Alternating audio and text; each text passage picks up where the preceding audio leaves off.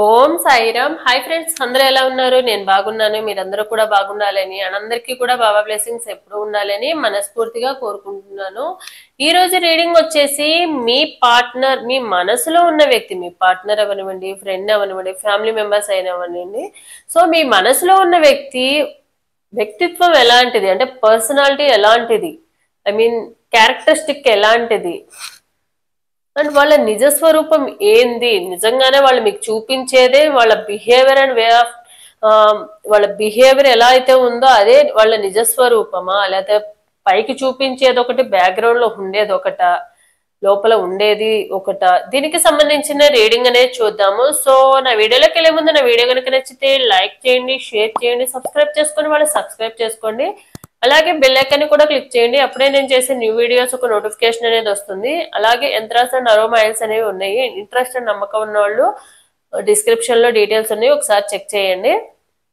అలాగే ఎవరికైనా personal readings కావాలంటే కనుక స్క్రీన్ మీద ఉన్న వాట్సాప్ నెంబర్ కి వాట్సాప్ మెసేజ్ అనేది చేయండి. అండ్ రీడింగ్ అనేది ఛార్జబుల్. సో ఇంట్రెస్ట్ అండ్ నమ్మకం ఉన్న వాళ్ళు మాత్రమే వాట్సాప్ మెసేజ్ అనేది చేయండి, కాల్స్ మాత్రం చేయకండి. సో చూద్దాం, మీ మనసులో ఉన్న వ్యక్తి యొక్క వ్యక్తిత్వం ఎలాంటిది అండ్ వాళ్ళు నిజ స్వరూపం ఏమిటి. అంటే మేబీ వాళ్ళు పైకి చూపించేంత సాఫ్ట్ నేచరే బ్యాక్గ్రౌండ్ లో ఉందా, పైకి చూపించినంత నిజాయితీగానే ఉన్నారా చూద్దాం. సో షఫ్లింగ్ చేసే టైంలో ఒకసారి డీప్ బ్రీత్ అనేది తీసుకోండి. అలాగే మీ నేమ్ అండ్ మీ పార్ట్నర్ నేమ్ అనేది తలుచుకోండి.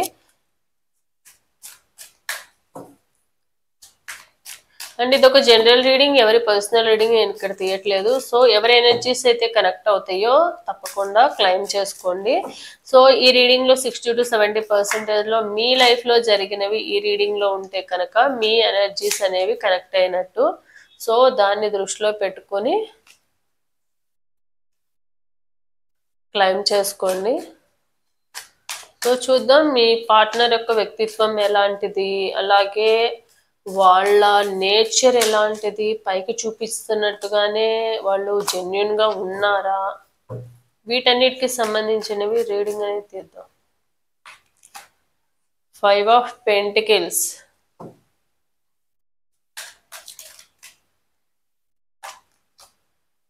Five of Swords,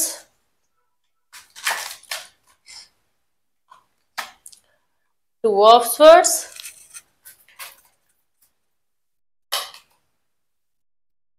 Seven of Wands, Two of Cups,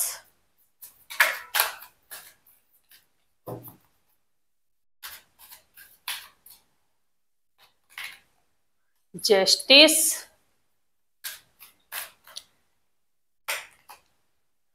Eight of Wands,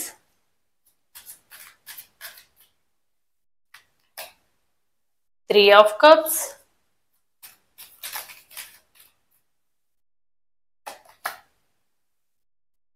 Page of Cups, the Hanged Man, the Lovers, the World,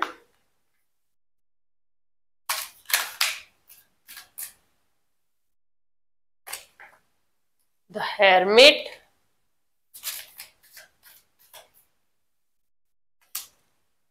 Five of Cups, Nine of Pentacles, Eight of Swords, Four of Pentacles. So me partner personality ఎలాంటిది, genuine గా ఉన్నారా అంటే, మీ partner genuine గా ఉన్నారా అంటే అంటే genuine పర్సనే, అంటే నీతికి న్యాయానికి నిలబడే పర్సనే. కానీ కొన్ని సార్లు ఏం చేస్తూ ఉంటారంటే, ముఖ్యంగా మీ విషయంలో అయితే అంత జెన్యున్ గా అయితే లేరనమాట. దానివల్ల ఏంటంటే వీళ్ళ లైఫ్ కూడా మీరు ఎప్పుడూ కూడా వీళ్ళకి మంచి చేశారు. వీళ్ళ ప్రతిదీ కూడా వీళ్ళతోనే షేర్ చేసుకునే వాళ్ళు అనమాట. కానీ వీళ్ళ పర్సనాలిటీ ఏంటంటే బయటకే ఉండేంత జెన్యున్ పర్సన్ అయితే వీళ్ళు కాదు. మీ విషయంలో అయితే, ముఖ్యంగా మీ విషయంలో అయితే అంత 100% మీకు ట్రూగా అండ్ చెప్పినది చెప్పినట్టుగా చేసిన పర్సన్ అయితే కాదనమాట. మీకైతే న్యాయం అయితే చేయలేదు. బయట అన్ని విషయాల్లో కొంచెం న్యాయంగానే ఉంటారు, నీతి న్యాయంగానే ఆలోచిస్తారు, ఉంటారు కూడా. కానీ మీ వరకు వచ్చేసరికి వీళ్ళ మెంటాలిటీ అనేది కొంచెము మారుతుంది అనమాట. ఎందుకంటే వీళ్ళు ఎక్కువగా ఇంపార్టెన్స్ దేనికి ఇస్తారు అంటే వాళ్ళ ఫ్యామిలీ మెంబర్స్ కి మాత్రమే ఇస్తారన్నమాట. వాళ్ళ ఫ్యామిలీకి, వాళ్ళ ఆ ఎవరైతే వాళ్ళ లైఫ్ లో ఇంపార్టెన్స్ అనుకుంటారో వాళ్ళకి మాత్రమే ఇంపార్టెన్స్ అనేది ఇస్తారనమాట. వాళ్ళకి 100% వాళ్ళకి న్యాయం అనేది చేస్తారు. అది ఫ్యామిలీ అవనివ్వండి, వాళ్ళ రిలేటివ్స్ అవనివ్వండి, వాళ్ళకి నచ్చిన వాళ్ళకి 100% చేస్తారు. మరి మీ విషయంలో ఎందుకు అంత జెన్యున్ గా లేరు అంటే, నిజంగానే లవ్ చేయలేదా అంటే లవ్ అనేది చేశారు. కానీ మీ పార్ట్నర్ ఏంటంటే మీకన్నా కూడా ఎక్కువ ఇంపార్టెన్స్ అనేది వాళ్ళ ఫ్యామిలీకి ఇవ్వడం వల్ల, రెస్పాన్సిబిలిటీస్కి ఇవ్వడం వల్ల వాళ్ళు ఏంటంటే మీ ప్రేమని కానీ మీ ఫ్రెండ్షిప్ని కానీ మీరు ప్రతిదీ అర్థం చేసుకుంటారని వాళ్ళకి తెలుసు. ప్రతి సిచ్యువేషన్లో కూడా మీరు వాళ్ళతో ఉంటారని తెలుసు. కానీ మీ పార్ట్నర్ ఏంటంటే మీతో మాత్రమే అంత జెన్యున్ గా లేరు. 100% మీతో జెన్యున్ గా లేరు. జెన్యున్ గా ఉన్నది ఎక్కడ అంటే వాళ్ళ ఫ్యామిలీ అండ్ వాళ్ళ రిలేషన్స్ లో అంటే మేబీ మ్యారేజ్ అయిన వాళ్ళు అయితే మ్యారేజ్ పార్ట్నర్ తో, వాళ్ళ వైఫ్ ఆర్ హస్బెండ్ తో కానివ్వండి, లేదు మ్యారేజ్ అవని వాళ్ళు అయితే వాళ్ళ పేరెంట్స్ కి, వీళ్ళతో మాత్రమే వీళ్ళ 100% జెన్యున్ గా ఉన్నారు, న్యాయంగా ఉన్నారు. ఎందుకంటే వాళ్ళకి ఎవరైతే నా అనుకుంటారో వాళ్ళకి మాత్రం ఎప్పుడు అన్యాయం చేయకూడదు, వాళ్ళు బాధపడితే చూడలేరు వీళ్ళు. మరి మీకు మరి ప్రేమించారు కదా, మరి మీరు కూడా వాళ్ళే కదా అని అనొచ్చు మీరు. కానీ పైకి వాళ్ళు అన్నా కూడా ఏదైతే ఏదైనా సిచ్యువేషన్ వస్తుంది అనుకోండి, ఫర్ సపోజ్ ఏదైనా ప్రాబ్లంలో ఉన్నారనుకోండి, ఆ టైంలో ఏం ఆలోచిస్తారంటే మీరా లేకపోతే వాళ్ళ పేరెంట్సా అని ఆలోచిస్తే వాళ్ళ పేరెంట్స్ కి కొంచెం ఎక్కువ ఇంపార్టెన్స్ ఇస్తారన్నమాట. దానివల్ల మీకంతా 100% మీకు జెన్యున్ గా లేనట్టే, న్యాయం జరపనట్టే. సో మీ విషయంలో అయితే 100% న్యాయంగా లేరు అనేది చెప్పగలము. ఎందుకంటే వీళ్ళకి డ్యూయల్ మెంటాలిటీ అనమాట. కాసేపు ఏంటంటే మీతో మాట్లాడుతున్నంత సేపు, మీతో ఉన్నంత సేపు ఎలా అనిపిస్తుంది అంటే మంచిగా ఉండాలి, మంచిగా చూసుకోవాలి, వీళ్ళని 100% హ్యాపీగా ఉంచుకోవాలి, వీళ్ళకి ఏదైనా మాట ఇస్తే కనుక మనం అది నెరవేర్చుకోవాలి అన్న విధంగా ఆలోచిస్తారు. మళ్ళీ అటు సైడ్ వాళ్ళ ఫ్యామిలీ కానీ పేరెంట్స్ వైపుకి వెళ్ళారనుకోండి, లేకపోతే మ్యారీడ్ అయ్యి ఉంటే కనుక వాళ్ళ సైడ్కి వెళ్ళేసరికి లేదు వీళ్ళకి న్యాయం చేయాలి, వాళ్ళతో ఉంటున్నామంటే వీళ్ళని అన్యాయం చేస్తున్నామేమో అన్న విధంగా ఆలోచిస్తారనమాట. కంపేర్ టు ఇటు వాళ్ళ ఫ్యామిలీ, ఇటు మీరు అని అంటే కనుక 80% వాళ్ళకే ఇంపార్టెన్స్ ఇస్తారు, 20% మీకు ఇంపార్టెన్స్ ఇస్తారనమాట. మీ విషయంలో అంత న్యాయంగా అయితే ఎప్పుడు ఉండలేదు, ఉండరు కూడా. కానీ మీరేందంటే అన్నిటినీ పక్కన పెట్టి మీరు వాళ్ళకి అంత ఇంపార్టెన్స్ ఇస్తారు. ఇక 99% మీరు ఇస్తారు, 1% మిగతా వాళ్ళకి ఇస్తారు మీరు. అలాంటి పర్సన్ అనమాట. ప్రేమ ఉంది, అట్రాక్షన్ కూడా ఉందన్నమాట మీ పార్ట్నర్ కి మీ మీద. అలాగే మీరు అర్థం చేసుకున్నట్టుగా ఎవరు అర్థం చేసుకోరు వాళ్ళు. మేబీ అది ఏదైనా సిచ్యువేషన్ అవ్వనివ్వండి, ఏదైనా ప్రాబ్లం వచ్చినప్పుడు కానివ్వండి. అందుకే వాళ్ళు ఏం చేస్తారంటే ఏదైనా ప్రాబ్లం వచ్చినప్పుడు ఎంత మంచిగా మీకు ఎక్స్ప్లెనేషన్ ఇచ్చుకుంటారనమాట. ఇలా సిచ్యువేషన్లో ఉన్నాను, ఇలా సఫర్ అవుతున్నాం మేము అని చెప్పుకొస్తారు. ఎందుకంటే మీరు వాళ్ళకి 100% న్యాయంగా ఉన్నారు, జెన్యున్గా ఉన్నారు. ఎందుకంటే ఎలాంటి సిచ్యువేషన్ అయినా మీకు చెప్పేది ఎందుకంటే మెయిన్ వచ్చేసి మీరు గైడెన్స్ ఇస్తారు. అండ్ గైడెన్స్ ఇవ్వడమే కాకుండా వాళ్ళకంటే ఏదైనా ప్రాబ్లంలో ఉన్నప్పుడు సొల్యూషన్ కూడా వీరే దారి అనమాట. మీరు ఎప్పుడు కూడా వాళ్ళకు ఒక కేర్ టేకర్ లాగా, అలాగే ఒక దారి చూపించే వాళ్ళలాగా ఉంటారు. అందుకే వాళ్ళకి ఎప్పుడు ప్రాబ్లం వచ్చినా టక్కును గుర్తొచ్చేది మీరే. ఎందుకంటే మీరు వెంటనే రియలైజ్ అయిపోతారు, వెంటనే ప్రాబ్లం నుంచి బయట వేసేయాలి వీళ్ళని, వీళ్ళు అంత సఫర్ అవడం మనం చూడలేమన్నట్టుగా 100% మీ సైడ్ నుంచి యాక్షన్ అనేది తీసుకుంటారనమాట. ఏదైనా ప్రాబ్లం వస్తే మేబీ అప్పుడు వాళ్ళు నిజం చెప్తున్నారా, అబద్ధం చెప్తున్నారా, ఏం చేస్తున్నారు, ఇప్పటివరకు నా గురించి అంత ఆలోచించలేదు కదా, నేను ఎందుకు ఆలోచించాలి, ఇలా ఏం ఆలోచించారు మీరు. ఎందుకంటే మీరు 100% మీ సైడ్ నుంచి ఎలాంటి సిచ్యువేషన్ అయినా, మేబీ మీ పార్ట్నర్ కి మీరు స్టార్టింగ్ లో ఏమైనా ప్రామిసులు చేసి ఉండొచ్చు, నేను మీతోనే ఉంటాను, నీకు అన్ని రకాలుగా సపోర్టింగ్ గా ఉంటానని చెప్పుండొచ్చు. సేమ్ అది మీరు కంటిన్యూ చేస్తున్నారు అనమాట. ఎందుకంటే మీరు 100% జెన్యున్ పర్సన్ అంటే 100% మీకు మీ పార్ట్నర్ కి ఇంపార్టెన్స్ ఇస్తున్నారు కాబట్టి. కానీ మీ పార్ట్నర్ చాలా ప్రాబ్లమ్స్ చేస్తుండొచ్చు, చాలా రకాలుగా చెప్పుండొచ్చు, కానీ ఒక్కదాన్ని నిలబెట్టుకున్నది లేదు, చేసింది లేదు. ఎందుకంటే వీళ్ళు అంత ఆవేశం ఎక్కువే తప్ప ఆలోచించే పర్సన్ కాదు. ఏదైనా ప్రామిసులు చేసినా ఏదో ఆ టైంలో ఆ సిచ్యువేషన్ అయిపోవాలి అన్నట్టుగా చేసుకునే పర్సనే తప్ప, ఇప్పుడు మనం ఒక ప్రామిస్ చేసామంటే దానికి కట్టుబడి ఉండాలి అన్న విధంగా. పోనీ పాస్ట్ లో ఎన్నైనా జరగనివ్వండి, వాటికి మనం ఇంపార్టెన్స్ ఇచ్చామా ఇవ్వలేదా అన్నది కాదు ఇంపార్టెన్స్, ఇప్పుడు ఇచ్చిన దానికి మనం ఎంత 100% జెన్యున్ గా ఉన్నామా లేదా.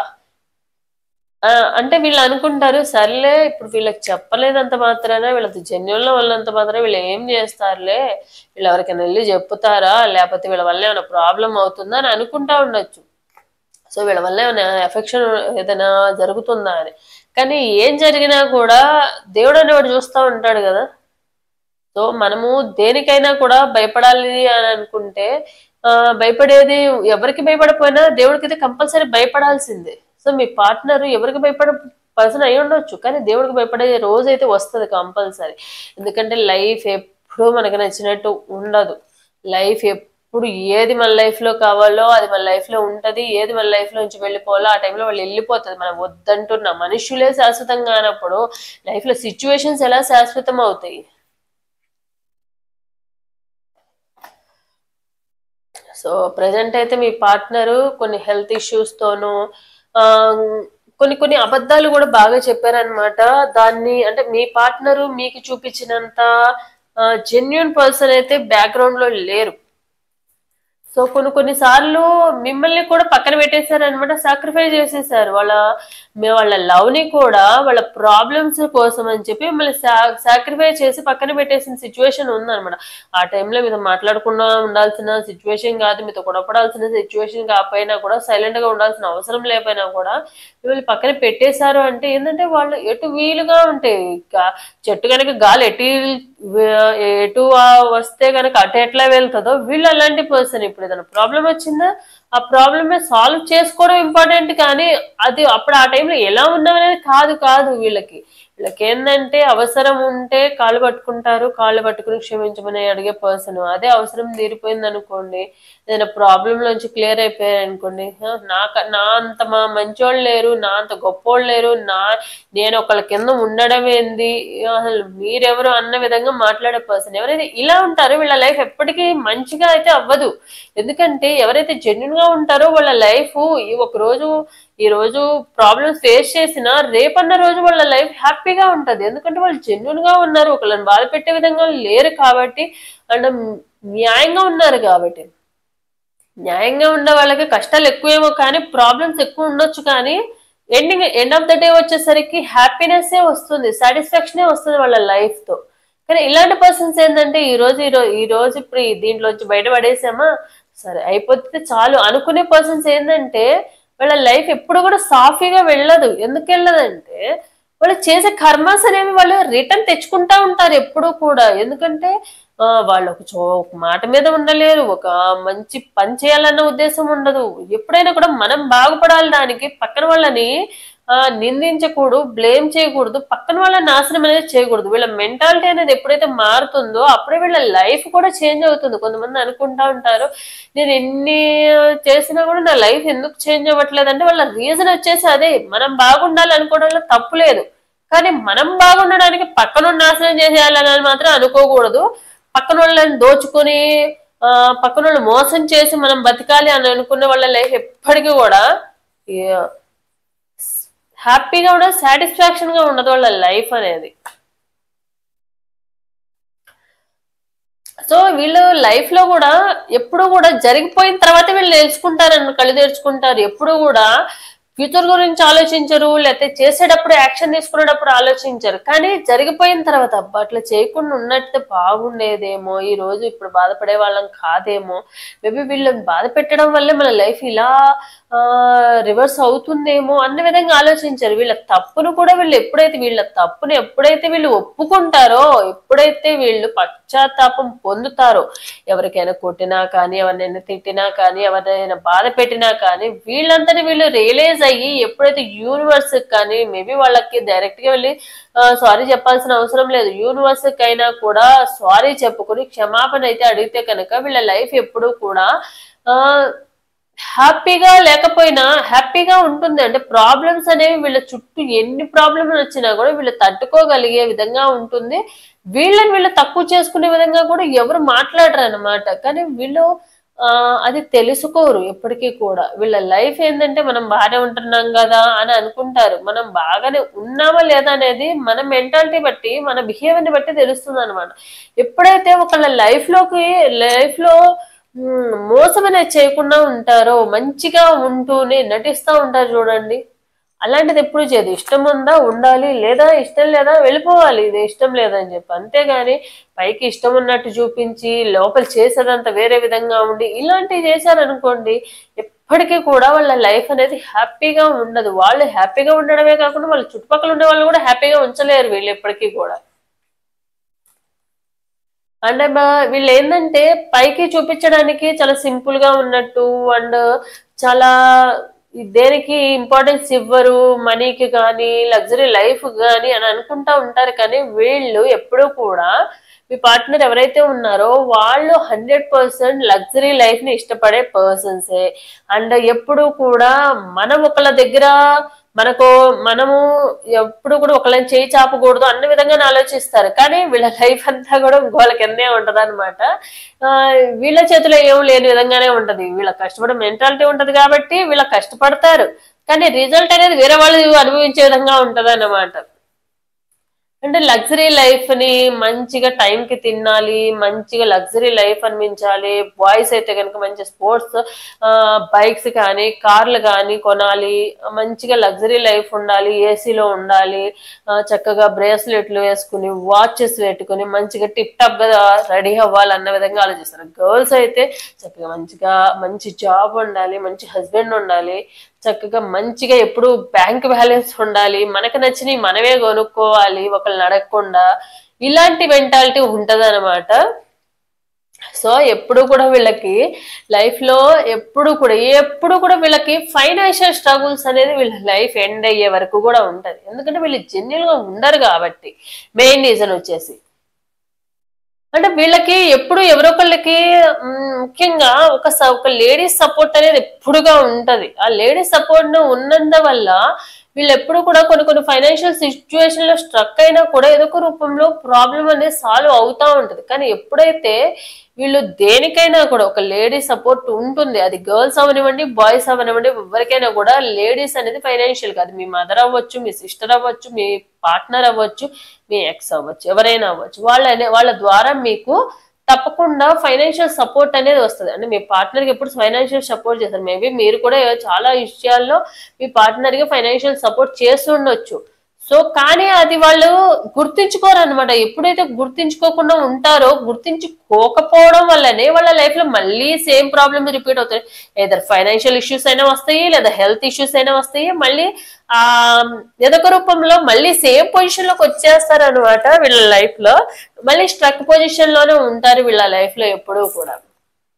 సో వీళ్ళ లైఫ్ అయితే ఎప్పుడైతే హ్యాపీగా ఉంటుంది అంటే మెయిన్ వచ్చేసి ఎంతైతే పైకి చూపిస్తున్నారో ప్రేమ కానీ ఎఫెక్షన్ కానీ అది 100% జెన్యున్ గా ఉండి దాన్ని ఉన్న రోజు మాత్రమే, ఎవరిని బాధ పెట్టకుండా ఉంచిన రోజు మాత్రం 100% న్యాయం చేసిన రోజు మాత్రమే వీళ్ళ లైఫ్ అనేది హ్యాపీగా ఉండడమే కాకుండా వీళ్ళ లైఫ్ లో అన్ని కంఫర్ట్స్ కూడా వీళ్ళ లైఫ్ లో ఆటోమేటిక్ గా వస్తాయి. వీళ్ళకి లగ్జరీ లైఫ్ ఇష్టము. సో వీళ్ళు జెన్యున్ గా ఉండి ఒకళ్ళని బాధ పెట్టకుండా ఉన్నారనుకోండి, తప్పకుండా వాళ్ళ లైఫ్ లోకి వీళ్ళ అనుకుంటున్నది సాధించగలుగుతారు. వీళ్ళ గోల్ కానివ్వండి, వీళ్ళ ఫైనాన్షియల్ స్టేటస్ కానివ్వండి, ఇవన్నీ కూడా పెరుగుతాయి అనమాట. వీళ్ళకి నచ్చిన విధంగా మారుతూ ఉంటాయి. సో వీళ్ళకి చేయాల్సిందల్లా ఒకటే ఏంటంటే, వీళ్ళ లైఫ్ లో వీళ్ళు ముఖ్యంగా లేడీస్ విషయంలో కానివ్వండి, అది మీ పార్ట్నర్ లేడీస్ అయితే అదర్ ఆపోజిట్ లేడీకైనా కూడా జెన్యున్ గా ఉండాలి, ఎవరిని బాధ పెట్టకుండా ఉండాలి.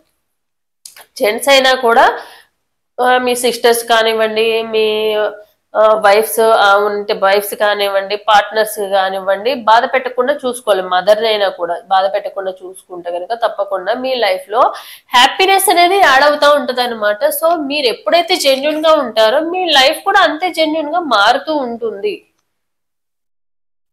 సో ఇదనమాట మీ పార్ట్నర్ నిజస్వరూపం. ఏంటంటే ఎటు వీలుగా ఉంటే అటు వీలుగా మాట్లాడుకునే పర్సన్ అనమాట. ఎప్పుడైతే మీ విషయంలో ముఖ్యంగా జెన్యున్ గా ఉంటారో అప్పుడే వీళ్ళ లైఫ్ కూడా హ్యాపీయెస్ట్, వీళ్ళు ఏదైతే కోరుకున్నారో వీళ్ళ విష్ కూడా ఫుల్ఫిల్ అవుతుంది. వీళ్ళ విష్ ఎప్పుడు ఫుల్ఫిల్ కాకపోవడానికి రీజన్ ఏంటంటే వీళ్ళు జెన్యున్ గా ఉండకపోవడమే.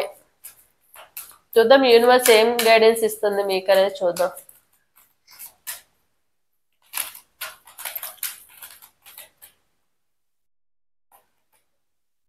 There is something better.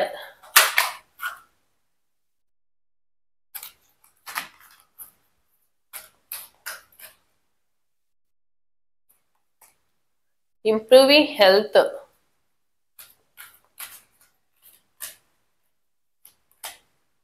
Let go. Forgiveness. So మీరు మీ పార్ట్నర్ చేసిన తప్పులన్నిటినీ క్షమిస్తూనే వచ్చారు, ఫర్గివ్ చేస్తూనే వచ్చారు. కానీ ఎప్పుడైతే మీరు ఫర్గివ్ చేస్తూ వస్తున్నారో వాళ్ళు ఇంకొక ఛాన్స్ మీరే ఇస్తున్నారు. వాళ్ళని ఇంకొక తప్పు చేయడానికి మీరే ఇస్తున్నారు. మిమ్మల్ని వాళ్ళు బాధ పెట్టడానికి ఛాన్స్ మీరే ఇస్తున్నారు. సో ఎప్పుడైతే వీళ్ళు ఇంకా మారరు, 1 నెంబర్ ఆఫ్ టైమ్స్ వాళ్ళకి మీరు ఛాన్స్ ఇచ్చినా కూడా వాళ్ళు ఆన్ అండ్ ఆఫ్ సిచ్యువేషన్ లో ఉండడము, ఎటు వీలుగా ఉంటే అటు ఆవడము, ఇలాంటివి చేస్తున్నప్పుడు ప్లీజ్ ఫర్గివ్ చేస్తున్న కొద్దీ మీరు ఫర్గివ్ చేస్తారు కాబట్టి వాళ్ళు తప్పు మీద తప్పు చేస్తూనే ఉన్నారు. వాళ్ళకంటూ వాల్యూ అనేది తెలియకుండా ఉంది. సో ఎప్పుడైతే మీ వాల్యూ తెలియాలో మీరు వాళ్ళకి దూరంగా ఉండండి, లెట్ గో చేయండి. చేసినప్పుడు మాత్రమే వాళ్ళకు వాల్యూ అనేది తెలుస్తుంది. అంతేగాని మీరంతటా మీరు వెళ్ళి వాళ్ళని బతిలాడుకోవడము, మీరంతటా మీరు వెళ్ళి వాళ్ళని తప్పు అయిపోయింది అనేది, మీ తప్పు లేకపోయినా తప్పు అయిపోయిందని ఒప్పుకోవడం, ఇలా చేయడం వల్ల వాళ్ళ లైఫ్ ఎప్పటికీ కూడా మారరు, వాళ్ళు కూడా మారరు. సో మీరు ఎప్పుడైతే వాళ్ళు చేసే ప్రతి తప్పుని సపోర్ట్ చేస్తూ వస్తున్నారు, లెట్ గో చేసేస్తున్నారు, ప్రతిసారి కూడా ఫర్గివ్ చేస్తున్నారు కాబట్టి ఇంకొకసారి మిమ్మల్ని నెంబర్ ఆఫ్ టైం హర్ట్ చేస్తానే ఉన్నారు. ఎప్పుడైతే మీరు వాళ్ళకి ఆ ఛాన్స్ ఇవ్వలేదో అప్పుడు వాళ్ళకి ఆ వాల్యూ తెలుస్తుంది. ఇప్పుడు ఒకళ్ళు ప్రాబ్లం లో ఉన్నారనుకోండి, మీరు ప్రతిసారి హెల్ప్ చేస్తున్న కొద్దీ వాళ్ళకి ఆ ప్రాబ్లం వాల్యూ ఎట్లా తెలుస్తుంది? తెలియదు. కాబట్టి వాళ్ళు ఏంటంటే ఎటు వీలుగా ఉంటే అటు మాట్లాడడం, ఎటు వీలుగా ఉంటే అట్లా చేయడం చేస్తున్నారు. ఎప్పుడైతే వాళ్ళకి ఆ ప్రాబ్లం వాల్యూ ఇంకోసారి ఇలాంటి తప్పు చేయకూడదని తెలియాలి అంటే వాళ్ళ ఆ ప్రాబ్లం అనేది వాళ్ళంతటి వాళ్ళు ఓన్ గా ఫేస్ చేసేలాగా చేస్తేనే అప్పుడు వాళ్ళకి వాల్యూ అనేది తెలుస్తుంది. తప్పకుండా వీళ్ళు ప్రతిసారి కూడా వాళ్ళ ప్రాబ్లమ్స్ వచ్చినప్పుడల్లా మీరు సాల్వ్ చేసుకుంటా కూర్చుంటే మీరు హట్ అవుతానే ఉంటారు తప్ప వాళ్ళకి బుద్ధి రాదు, వాళ్ళకి మారరు. సో ఇదనమాట మీకు యూనివర్స్ ఇచ్చే గైడెన్స్. లెట్ గో చేసేసి వాళ్ళకి ప్రతిసారి ఫర్గివ్నెస్ అనేది ఇవ్వకుండా కొంచెం వాళ్ళంతటి వాళ్ళు తెలుసుకునేలాగా చెయ్యండి. సో ఇదనమాట ఈ రోజు రీడింగ్ అనేది. సో ఎవరికైతే రెజనేట్ అవుతుందో తప్పకుండా లైక్ అండ్ కామెంట్ రూపంలో క్లైమ్ చేసుకోండి. సబ్స్క్రైబ్ చేసుకోండి, వాళ్ళు సబ్స్క్రైబ్ చేసుకోండి. So thanks for watching my video.